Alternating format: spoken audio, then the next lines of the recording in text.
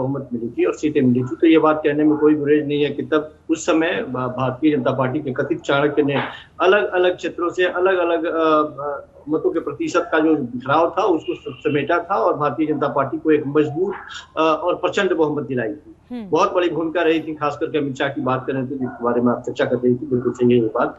इस बार यह भी कहने में कोई गुरेज नहीं है कि जिन लोगों को भारतीय जनता पार्टी ने बड़ी मजबूती से जोड़ा था और एक मजबूत नेतृत्व मिला था, वही लोग धीरे धीरे छिटक के जाते हुए दिखाई।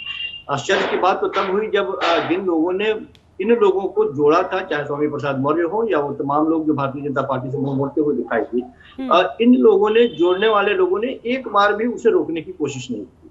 बहुत बड़े मायने हैं इसके।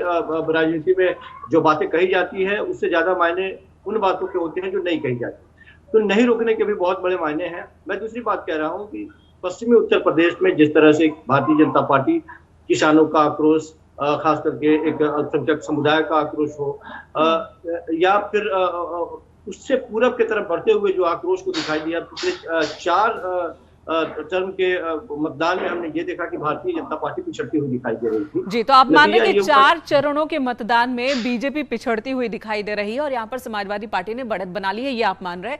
मनोज रघुवंशी जी, पूर्वांचल की जब हम बात करते हैं, 4 चरणों की ये बात कर रहे हैं, समाजवादी पार्टी दावे कर रही है और बीजेपी भी दावे कर रही है कि हमने तो बहुमत हासिल कर लिया है 4 चरणों की लड़ाई में। 5वें चरण की वोटिंग चल रही है, 6ठे 7वें में अभी हम इंतजार कर रहे हैं। आप ये बताइए, पूर्वांचल में बीजेपी के सामने क्या चुनौती बड़ी है? एंटी इनकम्बेंसी या फिर समाजवादी पार्टी के तरफ से की गई तैयारी, या फिर समाजवादी पार्टी ने जो तैयारी की है, जिन दलों को अपने साथ जोड़ा है, चाहे वो ओम प्रकाश राजभर हो, कृष्णा पटेल हो, उनके अंदर से भी नाराजगी की खबरें आ रही हैं, तो वहां कुछ खेल अलग भी हो सकता है। मेनका जी, जब एंटी इनकम्बेंसी होती है तो दूसरी तरफ को तैयारी की जरूरत ही नहीं होती है जी। अगर लोग गुस्सा हो जाएं तो उसके बाद वो ये नहीं देखते कि किसको वोट दे रहे हैं। मतलब जब इंदिरा गांधी को राजनारायण ने हराया था 77 में, जब यूपी की 85 लोकसभा सीट हार गए थे, तो किसी को पता ही नहीं था कि राजनारायण है कौन। और इंदिरा गांधी, जो कि वो हमारी प्रधानमंत्री थी जिन्होंने पाकिस्तान के 2 टुकड़े कर दिए थे, तो वैसे हालात हैं क्या अभी? जब एंटी इनकम्बेंसी होती है ना, हाँ। तो दूसरी तरफ की क्या तैयारी है, दूसरी तरफ का कौन प्रत्याशी है। केसी पंत को, हमारे यहाँ नैनीताल में केसी पंत को गन्ना समिति के अध्यक्ष ने हरा दिया था। किछा गन्ना समिति के अध्यक्ष ने हरा दिया था, जिनका नाम हल्द्वानी में कोई नहीं जानता था।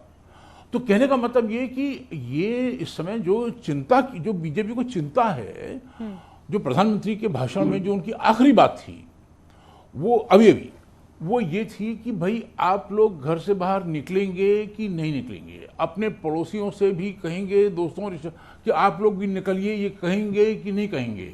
मेन चिंता जो बीजेपी को है, जो मुझे भी चिंता नजर आ रही है, वो ये कि वोटिंग परसेंटेज कम रह रहा है। तो मुसलमान तो कम वोट नहीं करेगा ना, शिया सुन्नी मिलकर वोट कर रहे हैं। मनोज जी, आप बीजेपी के लिए बहुत ही गंभीर स्थिति की तरफ उनका ध्यान ले जा रहे हैं। आलोक जी से जवाब ले लेते हैं। आलोक जी, ऐसा एक कैलकुलेशन है, माना जा रहा है कि वोट परसेंटेज जो इस बार कम देखने को मिल रहा है, 1 से 3-4% तक कमी 4 चरणों में हमने देखा, और माना यह जा रहा है कि ये बीजेपी के वोटर हैं दरअसल जो बाहर नहीं निकल रहे। ऐसा है क्या? आपके पास क्या जवाब है? देखिए, जब भी अधिक मतदान होगा वो सरकार बदलने के लिए होगा, ये स्थापित मानदंड है।